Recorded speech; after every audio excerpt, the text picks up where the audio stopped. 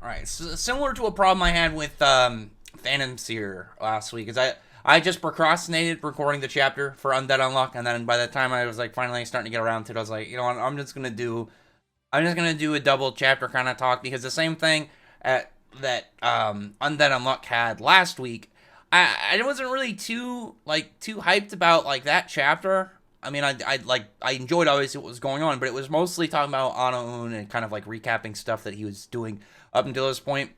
But the end was the only thing that I really kind of was hyped about. But I mean, really, I had not a lot that I wanted to talk about in the previous chapter, but it worked out because this chapter I actually have a lot of stuff I want to talk about. So Rip, for one, I actually like what they're doing with Rip's character in this chapter. I think it makes a lot of sense of why he's trying to do what he's doing after finding out stuff with what I would assume, yeah, because he says they said like his little sister or somebody's sister. Oh, actually, I think it's what's her name? Actually, was it mentioned the other girl? Because I think it's her sister, and then he's saying that he killed her, and it would make sense of why they don't want this world to be like the world that they win, because then the world that continues on is the world where this girl's dead and they don't have a chance to redo it. So, like, he even says, like, that's why I'm going to use the art to redo things for her. So he's willing to risk losing again for the opportunity to prevent this girl from dying. But I also, like, I'm not gonna lie, like, for one, he looks way cooler with his hair up. That's one thing I actually already forgot if I even mentioned that in this. I didn't know if I wanted to start with that. That was one of the things that I wanted to bring up in the review, but I didn't want to like focus on it because I don't know what it is about Rip, but when his hair is down, I think he just doesn't look that cool. He looks kind of not bad, but I think it's just kind of too normal of a hairstyle for like a anime bad guy, especially when he's got like these cool like leg like metal plated pieces and he's got like this really badass power. Like I figured he would have more of like a sinister looking hairstyle. And there's a not this page specifically, there's a part where his hair is up. I think it's when they're talking to say like Creed's is to take control of the nation. I think it's right after, I'm just looking at the page real quick. It's right after the little bunny thing gets Izumo's gun in his ear, or her. I don't really know if this is a male or female rabbit kid. I'm saving to talk about the rabbit because I actually didn't want to talk about this little rabbit kid. But it's like right after that, and you see like the wind, like just kind of like push his hair up, and his hair looks a lot cool. Like he looks a lot cooler with the hair up. I'm not gonna lie. I'm kind of wishing that his hair was like this normally. Maybe it's so it doesn't kind of like look similar to Tops or something. I don't really know, but I do actually like this little rabbit kid. Like the little goofy rabbit kid. I'm very curious to know what their power is. Like his or her power is. Because like you see like this little rabbit going rushing, try to go to get Izumo's gun, and then it like sticks into their ear, and then like it like molds off into like a completely separate thing, into like a little ball or a donut or something of I don't know what the material is.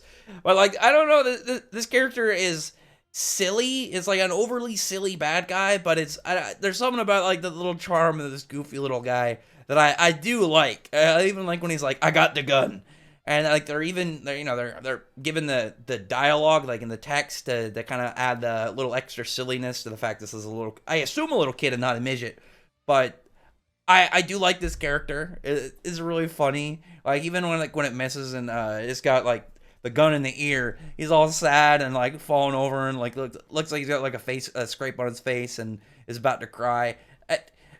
It's weird this is a villain, and at the same time I'm hoping nothing bad happens to this little rabbit kid. Like my hopes right now is that it's one of those, one of those characters that has powers but is so young and naive that these guys were able to convince this kid to be on their team. And maybe Andy Izumo can like save this kid, assuming that it's not like just some really weird small dude that talks like this in a rabbit suit, but it's actually a little kid. Maybe like bring him over to their side as well or something. Because I'm gonna be sad if I have to see like Andy or one of them kill this little kid. I don't think they will, unless it is revealed like it's like that. What's that movie Orphan, where it's just some creepy short person that looks really young, but The stuff with Rip though, I was really hyped about. I liked what they're doing, and I like what's going on with these characters. And then I forgot the girl's name. I'd have to go back and look, but obviously the girl that Rip hangs out with, and she's got like this cool motorcycle broom, like some form of like weird high tech witch. I thought that was really cool, just in general design. I like stuff like that when they kind of just alter a base thing. Like I was talking about in the previous chapter for Build King, is they had a hotel train, and it's like you're literally just taking two basic things combining together, but it works really well visually when combined. Same thing with this cool broom motorcycle thing. I do like that. And then we have the Autumn Uma show up, which is actually bigger than I thought it was. I have to go back and look at the previous chapters, but I didn't think it was this big. I thought it was maybe like the size of a house, but this thing is like a couple city blocks, like in just general width. Like it is pretty massive, and I'm wondering what exactly its ability is too, because we know the Umas all have their own powers and stuff. And I don't know why it feels like it's been so long since we got these Umas introduced, because I think it was like 31 or something, 32 that they were first shown, and we still, like, we're just getting to them now. It's weird, because obviously we had the stuff with Billy, and then we had the flashback with Ano Un and stuff. But I'm really interested to see, like, where this is going to go. I'm looking at the last page, and it's that panel where it's got Rip with the little bunny kid, like, with a not so happy little scowl at, like, the main cast. I don't know what it is. I think this character is actually pretty funny just in general being around, and I don't want anything bad to happen to this kid. Like, if it is some creepy short person that is pretending to be a kid, then yeah, I guess get rid of him. But if this is just a little kid, I hope nothing bad happens to this little rabbit. But the stuff otherwise with Izumo, I like Izumo in this chapter. I've mentioned before, I like her character, and I really like that even if she isn't a fighter, she's able, like, even if she's not able to do what she plans on doing in a combat situation, she's trying to, and she puts in the effort to do it. I always really like that when you have that with some of the, some of these characters, because when you have a main cast member who just doesn't really do a whole lot, it's just like, why are you around? But Izumo, even if she isn't, like, she's not like Andy, who Andy's got all these crazy techniques, and, he can regenerate so he could get in fights and get in, do all the crazy rough action. Izumo doesn't have any form of power that increases her durability or healing. She's got a dangerous hacks with her ability to, bestow bad luck onto something, but that's still not going to save her if somebody literally just walks up and, as it puts a bullet through her head or something. There's other characters where they have, like, just general, like, fictional battle verse, where they just have the general enhanced durability or physical strength or something, or an ability that would let her dodge a bullet or tank a bullet or something. She doesn't have any of that. Like, maybe you could have something, like, crazy down the line where it'd be, like, the second the bullet touches her body, like her skin, it just, oh, this bullet is now struck with unluck, so it just rusts instantly or somehow misses. But you could run eventually something like that, maybe. But right now, she's, in the chapter at one point, like, she's just got her gun, and she's just, ready to do whatever she has to. And I do like that about her. She just really needs to, like, if she just focused on being a fast-moving character, like, she just worked on, like, agility and being nimble, all she has to do is touch somebody. Like, you put her in a fight, and, like, somebody rushes at her with some crazy power. If she just gets a hand on him and then, gets away, then, bam, whatever bad luck is coming their way is going to happen. She's got a very dangerous skill. It's kind of like, she's got a very similar situation to Ochako for My Hero, but, like, she's a good example of why Ochako bothers me. I've looked like, you have this good ability, but you're not really doing anything. But here's